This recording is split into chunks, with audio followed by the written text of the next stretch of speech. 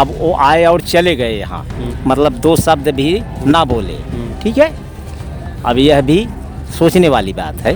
हिंदू राष्ट्र और दुनिया भर के भ्रम को फैला रहे हैं, अब उससे लोग निकल गए हैं, उसका हमारे ऊपर बहुत ज़्यादा फर्क नहीं पड़ने वाला है। हालांकि कुछ मूर्ख लोग हैं जो अनभिज्ञ हैं, जो पढ़े लिखे नहीं हैं, असामाजिक लोग हैं, वो लोग उसमें शामिल होंगे, लेकिन उससे बहुजन समाज पे कोई फर्क नहीं पड़ने वाला। तो बहन जी के आने से वो ऊर्जा हमको मिलती, जो उनके शब्द हैं, जो साहब काशीराम जी ने जो उनको सिखाया, जो बहन जी बोलती हैं, वो ऐसा लगता है कि जैसे कि हम खुद हम मतलब उस काम को करने के तत्पर हो जाएं, जो बहन जी ने, काशीराम जी ने जो हमको दिखाया रास्ता।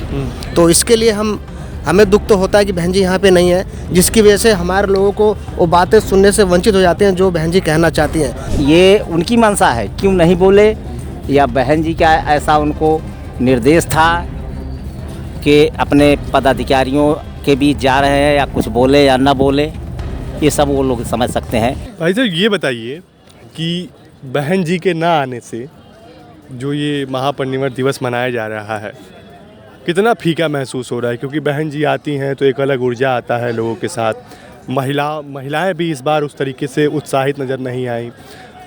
हमने काडर के लोगों को भी देखा, काडर के लोगों में उतना उत्साह नहीं था। भले आकाश आनंद आए, लेकिन उन्होंने एक शब्द नहीं कहा पार्टी के जो कार्यकर्ता आए थे उनके लिए, ना बाबा साहब के लिए कुछ कहा।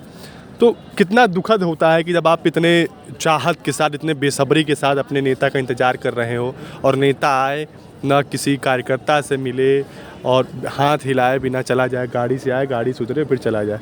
कितना दुखद महसूस होता है।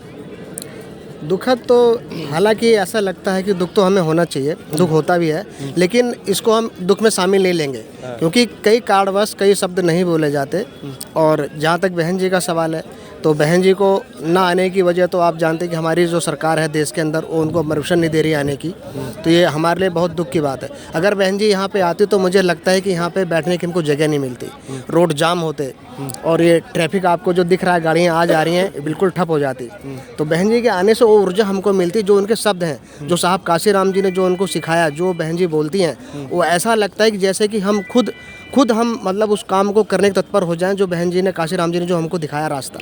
तो इसके लिए हमें दुख तो होता है कि बहन जी यहाँ पे नहीं है, जिसकी वजह से हमारे लोगों को वो बातें सुनने से वंचित हो जाते हैं जो बहन जी कहना चाहती हैं। जो हमको कार्य सौंपा गया, जो जिम्मेदारी हमें सौंपी गई, उस जिम्मेदारी से हम कहीं ना कहीं दूर हो जाते हैं। आज मैं यहाँ पे आया, मैंने देखा यहाँ पे हज़ारों लोग हैं, लेकिन जो जिम्मेदारी दी गई, लोग कहते हैं कि भाई यहाँ पे सब लोग जो बाबा साहब को मानने वाले लोग हैं वो यहाँ पे सब आए हुए हैं, लेकिन मुझे लगता है बाबा साहब को मानने वालों की नहीं, उनको जानने वालों की आवश्यकता है। तो ये आकाश आनंद जी को मुझे लगता है कहीं ना कहीं चूक हुई। उनको ये शब्द बोलना था कि जो बाबा साहब को जानने वाले लोग हैं, जो उनको जानते हैं, जो उनको पढ़े हैं, जो उनको समझ रहे हैं, उनकी ये जिम्मेदारी बनती है कि इस मिशन को, इस कारमा को हमें घर घर तक कैसे पहुँचाया जाए। आज इतने लोग हैं, लेकिन उसके बाद भी हम अगर यहाँ से निकल के अपने घर जाते हैं, हमें दाएं बाएं कोई नज़र नहीं आता है, कोई कार्यकर्ता नज़र नहीं आता है। तो ये बहुत बड़ी कमी है। अगर बहन जी आती, शायद ये बताने में ज़रूर हमको सक्षम रहती बहन जी। अच्छा ये बताइए कि 26 तारीख को मेरठ में चंद्रशेखर ने भी एक रैली की थी संविधान दिवस के मौके पर, उसमें भी खचाखच भीड़ थी, लोग आए थे। क्या लगता है कि धीरे धीरे जो बहन जी की विरासत है वो चंद्रशेखर पे शिफ्ट होते नज़र आ रही है क्या? क्योंकि जो करिश्मा, जो युवाओं को अपने तरफ आकर्षित करने का एक देख रहे हैं हम, युवा जिस तरीके से आकर्षित हो रहे हैं, बुजुर्ग भी दिखाई दे रहे हैं, महिलाएं भी दिखाई दे रही हैं, तो क्या धीरे धीरे बहुजन मूवमेंट का जो कारवां बहन जी मान्यवर काशीराम जी के बाद संभाल रही थी, अब वो धीरे धीरे आकाश आनंद पर न शिफ्ट होते हुए चंद्रशेखर पर शिफ्ट होता नज़र आ रहा है क्या? ये बहुत सही सवाल है आपका। ये खामियाजा वाकई भुगतना पड़ रहा है लोगों को। दरअसल क्या था कि जो विचारधारा के ऊपर काम किया गया, काशीराम जी के रहते हुए जो विचारधारा पे काम किया गया, जो लोगों को जागरूक किया गया, वो कहीं ना कहीं ये भी ठप हो गया, क्योंकि जिन लोगों ने उस विचारधारा पे काम किया था अब वो नहीं है, और बहन जी उस विचारधारा पे शायद कमज़ोर पड़ रही हैं समझाने में। और जो लोग जिनको जिम्मेदारी सौंपी गई वो भी अपना दायित्व ढंग से नहीं निभा रहे। और इस चीज़ में जो नवयुवक हैं वो चंद्रशेखर साथ ज़्यादा जुड़ रहे हैं, क्योंकि उन्होंने जो भीम आर्मी चलाया, भीम आर्मी से हमको ये लगा, जितने बहुजन समाज के लोग थे, बसपा के लोग थे, उनको लगे भीम आर्मी हमारी बहुत बड़ी सपोर्टर है। यानी भीम आर्मी हो सकती है कि जो हमें उन मनवादी व्यवस्था के जो लोग हमारे ऊपर आक्रमण करते हैं, जो हमें दुखी करते हैं, परेशान करते हैं, कहीं ना कहीं उनको हम लोग पस्त करने में सक्षम रहेंगे। ये सोच करके हमारे बहुजन समाज के लोग भीम आर्मी से बहुत तेज़ी से जुड़े। लेकिन अचानक ही सुनने में आया कि भीम आर्मी आज़ाद समाज पार्टी के रूप में कन्वर्ट हो गई है। तो इसका खामियाजा तो भुगतना पड़ा बसपा को। उसका कारण ये है कि अब हम तो ये सोच के भीम आर्मी को अच्छा चुन रहे थे, क्योंकि भीम आर्मी एक सामाजिक संगठन है जो समाज के अंदर जो वैचारिक परिवर्तन काम हम लोग कर रहे हैं उसमें मजबूती से कदम मिला के चलेंगी। लेकिन एक अलग पार्टी बनने से जो लोग जुड़ चुके हैं भीम आर्मी से वो लोग कन्वर्ट हो गए, इसका नुकसान तो हमें हुआ। अच्छा, देश में एक तरीके की एक रैली निकाली जा रही है, एक यात्रा किया जा रहा है, सनातन यात्रा, हिंदू यात्रा, बाबा बागेश्वर जैसे लोग उस यात्रा का नेतृत्व कर रहे हैं। क्या लगता है आपको कि बहुजन समाज के लोग उस हिंदू यात्रा से जुड़ रहे हैं, या जिस तरीके से चंद्रशेखर ने अपनी रैली में भी कहा था कि अगर बहुजन समाज के लोग अपनी अलग यात्रा लेकर निकल गए तो इस देश में तूफान आ जाएगा, क्या ऐसा सही में है कि सनातन यात्रा जो निकाल रहे हैं बागेश्वर उनके बरकत अगर बहुजन यात्रा निकले तो इस तरीके की स्थिति पैदा हो सकती है? ये सब सिर्फ मात्र भ्रम है।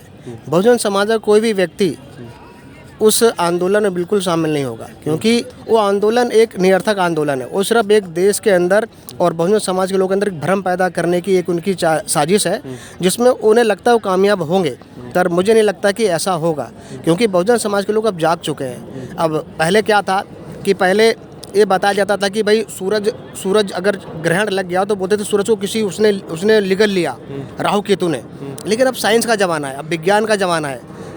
अब लोग समझते हैं कि उस पर किसी राहु केतु ने नहीं निकला, उस पर ग्रहण लगा हुआ है। तो ये साइंस का ज़माना है। तो अब उनकी जो टेक्निक है, जो उनकी पॉलिटिक्स है, जो लोग हमारे दिमाग में ये हिंदू राष्ट्र और दुनिया भर के भ्रम को फैला रहे हैं, अब उससे लोग निकल गए हैं। उसका हमारे ऊपर बहुत ज़्यादा फर्क नहीं पड़ने वाला है। हालांकि कुछ मूर्ख लोग हैं जो अनभिज्ञ हैं, जो पढ़े लिखे नहीं हैं, असामाजिक लोग हैं, वो लोग उसमें शामिल होंगे, लेकिन उससे बहुजन समाज पे कोई फर्क नहीं पड़ने वाला है। बहुजन समाज पे कोई फर्क नहीं पड़ने वाला है। हमारे साथ और भी लोग हैं, हम उनसे बातचीत करने की कोशिश करेंगे। तो एक बात बताइए कि जिस तरीके से आपकी पार्टी जो है बहुजन समाज पार्टी है 15 सालों से सत्ता में नहीं है, लेकिन फिर भी नेता जो हैं आपके शीर्ष नेतृत्व के जो नेता हैं, जिस लाव लश्कर जिस सिक्योरिटी के साथ आते हैं, आज हमने देखा कि आकाश आनंद जी यहाँ आए थे और जिस तरीके से वो आए थे, मुझे नहीं लगता कि विपक्ष में बिना पद का कोई नेता ऐसा होगा जो इतने लाव लश्कर और सिक्योरिटी के साथ चलता होगा। एक आम कार्यकर्ता के लिए कितना मुश्किल होता है ऐसे नेता से कनेक्ट करना?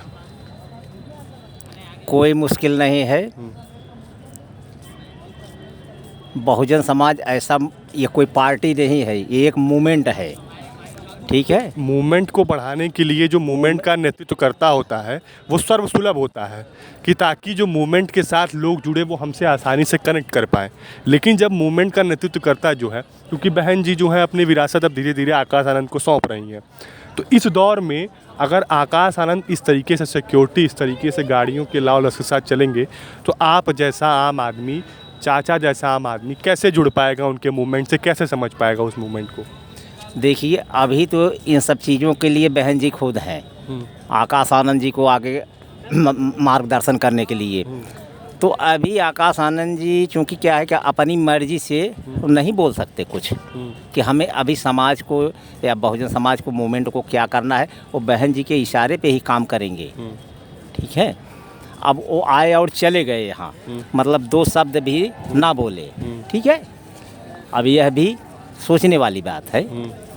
अब हम कहें क्यों नहीं बोले, ठीक है, अब ये उनकी मंशा है, क्यों नहीं बोले, या बहन जी का ऐसा उनको निर्देश था कि अपने पदाधिकारियों के बीच जा रहे हैं, या कुछ बोले या ना बोले, ये सब वो लोग समझ सकते हैं। लेकिन हम लोग तो श्रद्धांजलि के पर्पज़ से ज़्यादा से ज़्यादा बाबा साहब की श्रद्धांजलि देने के लिए महापरिनिर्वाण दिवस पे आए हुए हैं।